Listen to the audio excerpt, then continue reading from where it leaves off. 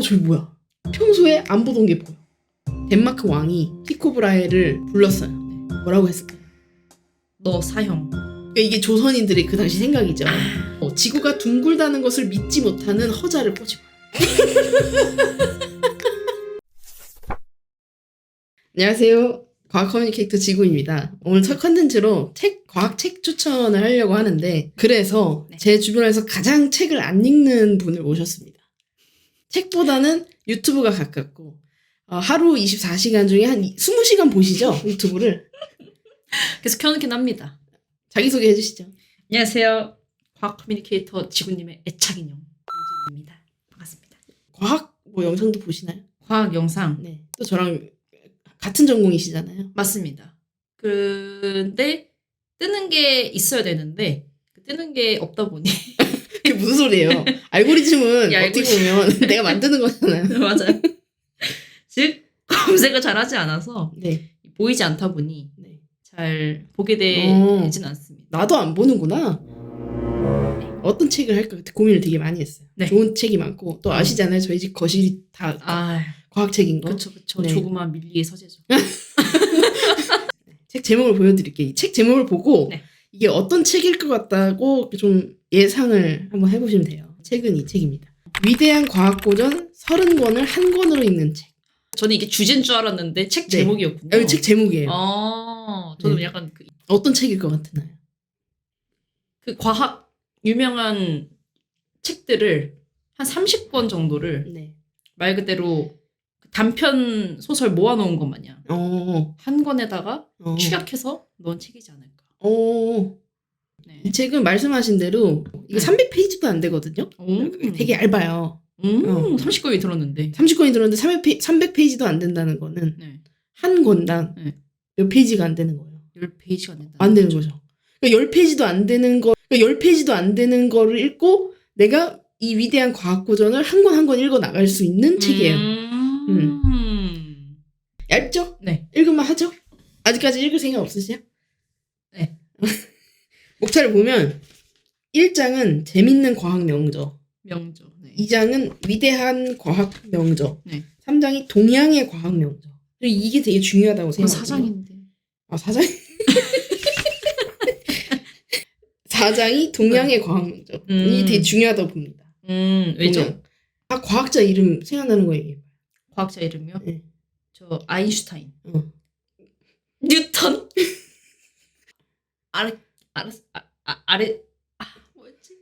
아리스토텔레스. 그러니까 지금 말씀하신 과학자가 다 서양인이잖아요. 그렇네요. 그러니까 과학이 서양의 학문이라고 생각하기가 쉬운데 동양도 동양만의 과학이 있었어요. 그러니까 과거의 과학이라는 거는 이 세상이 어떤지를 논리적으로 설명하기 위한 행위였기 때문에 그 행위를 서양인들만 했을 리가 없죠. 우리도 우리 나름대로의 생각의 역사가 있단 말이에요. 그래서 과학사를 이야기할 때 동양, 특히 한국 과학사를 얘기하는 게 되게 중요한데 이 책은 한국 과학사도 담겨 있어요. 그리고 마지막 5장이 고대의 과학명저. 진짜 오래된 거. 그래서 이 책에 한 줄 평을 제가 좀 써봤는데 3000년의 과학 역사를 아우르는 과학 지적 가성비의 끝판왕. 가성비의 끝판왕. 10페이지도 안 되는 그 분량의 한 권씩을 얘기하잖아요. 근데 별로 부족하지 않아요. 그거 알죠? 진짜 영화보다 영화를 소개하는 프로그램에서 등장하는 그 영화 그 설명 그게 더 재밌을 때가 많잖아요. 이 책이 딱 그런 책이에요.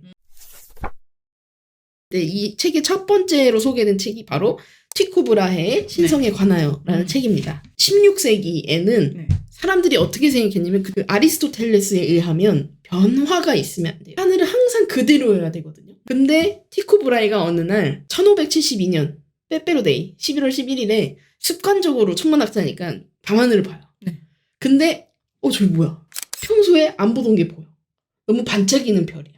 새로운 별이 나타났어. 그래서 신성이라고 하는 거거든요. 이거를 책으로 써요.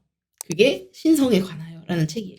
근데 신성이란 건 이름만 들으면 새로운 새로운 별 이런 뜻인데 사실은 새로운 별의 탄생이 아니라 죽음이에요. 별이 수명을 다해서 죽을 때 질량이 큰 별들은 터지거든요. 터지니까 얼마나 밝겠어요. 그 폭발하는 어떤 모습인 거예요, 그러면? 네. 그걸 신성이라고 그래요. 근데 우리가 지구에서 볼 때는 갑자기 이렇게 밝은 게 하나 나타나니까 저거 새로운 별인가? 새로운 별이 탄생했다 이렇게 생각하는 거죠. 근데 당시에 16세기에는 새로운 별이 탄생해도 안 돼요. 하늘은 변함이 없어야 돼. 완벽한 그 어떤 신의 영역 그 자체여야 되거든요. 그게 깨진 거잖아요. 그쵸. 티코 브라이가 그걸 주장한 거잖아요. 그쵸, 그쵸. 어떻게 됐을까요? 난리 났죠. 어떻게 난리 났죠? 이 사람이 덴마크 사람이에요. 네. 덴마크 왕이 티코 브라이를 불렀어요. 네. 뭐라고 했을까요? 너 사형. 근데 반대로 했어요. 섬 하나를 하사해요. 그래서 여기 네 천문대로 써. 그리고 여기 이 섬에 사는 사람들 세금 네가 다 걷어. 이 섬의 주인 너야. 너 마음대로 해. 이렇게 해요. 이 신성에 관하여가 어떻게 보면 이 책 한 권으로 그 당시에 믿었던 지구 중심설에 대한 생각이 깨진 것까지는 아니지만 네. 금이 가게 만드는 데는 한 몫을 했다. 그런 책입니다. 이게 첫 번째 책이고요. 티코가 연못에서 이렇게 뭐 낚시를 하다가 네.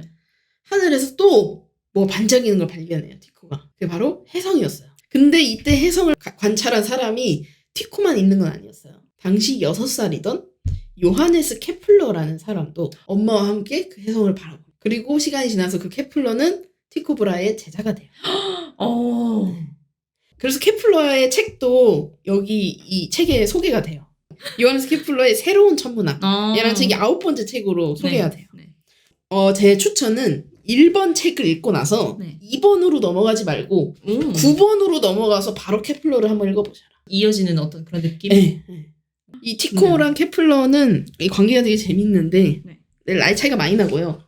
왜냐면 이미 그 벤섬을 이렇게 받고 낚시하면서 해성 볼 때 케플러 6살밖에 안 됐으니까. 그렇죠. 그렇네요.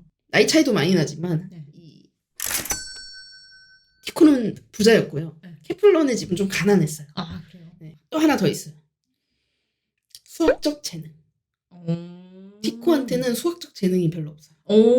케플러는 수학적 재능이 대단한 사람이었어요. 근데 여기서 문제는 티코가 자기 제자잖아요. 케플러가 수학적 재능이 있으면 같이 협업을 하면 얼마나 좋아요. 그렇죠. 질투했어. 그래서 케플러한테 자료도 다 안 줘요. 데이터도 다 안 주고 너는 화성 궤도 데이터만 줄 테니까 그것만 한번 분석해봐. 이런 식으로 해요.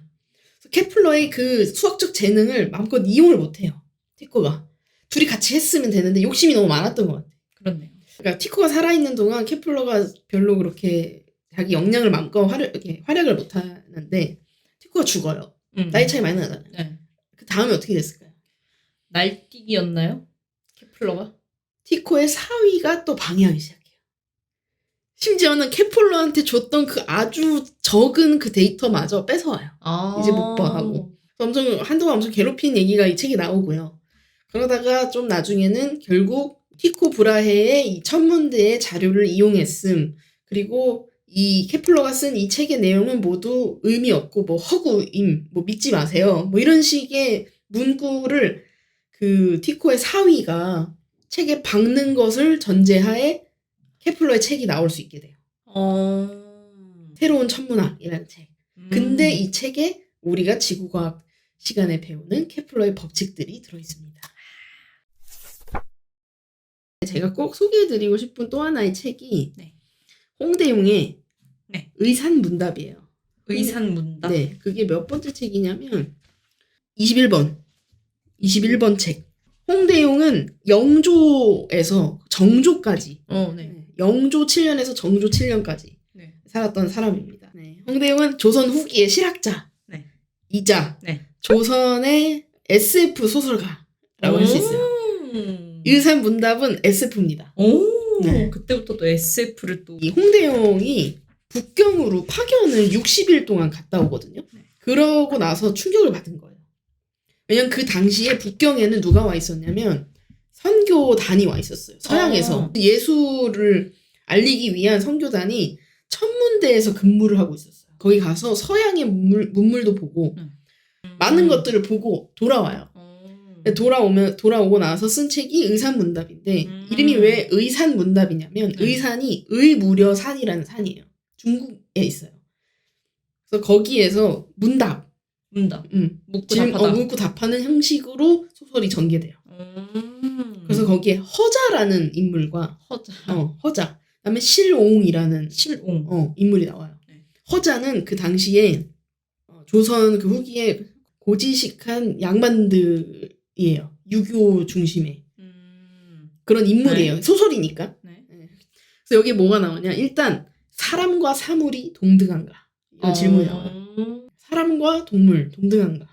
오늘날에도 끊임없이 나오는 주제거든요. 이거는. 그쵸. 근데 이게 이 의사문답에도 나와요. 왜냐면 허자는 사람, 짐승, 초목 중에서 오직 사람만이 귀한 존재이고 네. 짐승이나 초목은 지혜도 깨달음도 없으며 예법도 의리도 없다고 말한다. 그러니까 이게 어떻게 보면 그 당시에 조선인들의 생각인 거죠. 네. 근데 홍대영은 이거에 반대하는 거예요. 네. 그래서 실옹이라는 인물을 통해서 본인의 생각을 얘기해요. 약간 투영한 캐릭터네요. 그렇죠. 네. 근데 그래서 실옹이 뭐라고 하냐면 사람에게 사람의 예의가 있는 것처럼 짐승의 예의는 떼를 지어 다니는 것이고 초목의 예의는 여러 줄기가 하나로 뭉쳐져 잎이 무성한 것이다. 그러니까 이게 다른 거지. 네. 그들이 귀중하지 않은 게 아니다. 그들은 그들만의 예의가 있다. 형태만 좀 다를 뿐이지 우리랑 모습은. 그거를 우리 인간의 눈으로 우리의 잣대로 평가해서는 안 된다. 자연의 눈으로 봐야 된다. 이렇게 한 거예요. 홍대영이 굉장히 어떻게 보면 오늘날 이런 게 고전인 거죠. 옛날 거지만 여전히 힙한. 그렇네요. 네. 그렇네요. 이 얘기를 홍대영이 왜 하고 싶었냐? 신분제에 대한 비판이에요. 사실 홍대영은 이렇게 그렇게 신분이 낮은 사람은 아니었거든요. 네. 왜냐면 애초에 북경에 간 것도 자기 그 작은 아버지가 거기 그 파견단의 기록관이어서 공무원이죠. 기록관이어서 그 추천받아서 간 거란 말이에요. 그러니까 잘난 집안의 사람이에요. 그러게요. 근데 신분제에 대한 비판을 하고 싶어서 이걸 넣은 거예요. 열린 사람이에요, 진짜. 그리고 나서 사실 홍대영이 유명한 건 지구 자전설 때문인데요. 지구가 스스로 이렇게 돈다. 네. 그게 이 의사문답에 담겨 있어요. 실옹이 만물이 둥글듯이 지구도 둥글다고 말한다. 우리 동양에서는 천원지방설이라고 해가지고 네. 천원, 하늘은 둥글고 네. 땅은 네모나다고 생각했어요. 이 소설에서도 이 실옹이 지구가 둥글다고 하는 걸 허자가 믿지 않아요. 그러니까 이게 조선인들의 그 당시 생각이죠. 네네네. 그래서 천원지방설을 믿는 허자에게는 도무지 이해가 가지 않는 말이었다. 그리고 허자의 이 의문에 대해 실옹이 뭐라고 하냐면 월식 때 월식 달이 가려지는 때. 지구 그림자에 달이 가려지는 게 월식이잖아요. 그때 달에 비친 지구의 그림자를 보면서도 지구가 둥글다는 것을 믿지 못하는 허자를 꼬집어요. 그림자를 보면 내 외형이 어떻게 생겼는지 알잖아요. 그쵸. 이 쉬운 거를 왜 너네들이 이걸 이해를 못하니? 너네 완전 고루한 유학자들이야 하고 꼬집는 거죠. 이거에 대해서 조선이 이때 뭔가 조선인들 사이에서 이게 좀 그래도 이렇게 뭔가 이야기 거리가 됐던 것 같아요. 여기서 안 멈추고 여전히 의심이 많은 허자는 만약 지구가 둥글다면 새 깃털이나 짐승의 털처럼 가벼운 것들도 밑으로 떨어지는데 무거운 땅덩어리가 떨어지지 않는 까닭은 무엇입니까? 라고 얘기해요. 실옹은 본래 넓은 하늘, 즉 우주는 천지사방에 구분이 없기 때문에 위와 아래에 형체도 없으며 그렇게 어딘가로 떨어진다는 것 자체가 틀린 생각이라고 합니다. 조선이 이 정도입니다. 어떻게 그런 생각을. 그리고 멋있다. 무릇 땅덩이는 하루에 한 바퀴를 도는데 그러니까 지구의 자전을 설명하고 있는 책이 우리 의사문답이에요. 그래요? 네. 그래서 이걸 지전설이라고 해요. 지구가 자전한다. 가만히 있는 것 같잖아요. 우리 세상이. 그쵸. 하늘이 도는 것 같고 눈으로만 보면 보이는 대로만 믿으면 그걸 깨는 게 얼마나 힘들어요. 근데 우린 이미 이런 학자가 있었던 거죠. 조선에. 그리고 이 책에 그런 얘기도 나와요. 중력 얘기도 좀 나오고요. 내용은 과학적으로 지금에 와서 보면 내용 자체는 틀렸는데 어쨌든 중력이라는 것을 이렇게 상상으로 언급했다는 것 자체에 큰 의의가 있죠. 그쵸. 그쵸. 그래서 이런 식으로 홍대용이 실옹의 입을 빌려서 자신의 우주론을 쓴 책이 바로 의사문답입니다. 21번째 책. 제가 3개 소개했잖아요. 네. 소개하지 못한 게 27개예요. 이 책에 그만큼 재미난 이야기가 되게 많습니다. 평소에 책을 안 보시는데 오늘 책을 계속 만지시는 거 보니까 그리고 좀 흥미가 좀 생긴 것 같아요. 좀 궁금하긴 하네요. 읽어보실래요? 지금요? 오늘 처음 네. 이렇게 촬영도 하시고 네. 또 저희 유튜브의 첫 콘텐츠인데 네. 어떠셨나요? 아, 일단 편한 선배 앞이라서 괜찮을 줄 알았는데 카메라 켜지니까 되게 긴장이 됐고 그래도 이렇게 말하다 보니까 좀 편하게 잘 진행하는 것 같고요. 재밌는 책도 추천을 받게 되어서 되게 책처럼 알차고 좋은 시간이었던 것 같습니다. 네. 근데 저도 여기가 제 집인데 그러니까요. 제가 맨날 여기서 일하고 공부하는 제 서재인데 네. 너무 떨려가지고 손이 지금 막 차가워졌어요. 땀이 막. 영상을 보시는 시청자분들의 일상에 또 과학이 북적북적해지기를 기대하면서 오늘 여기서 인사 마치겠습니다. 감사합니다. 네, 감사합니다.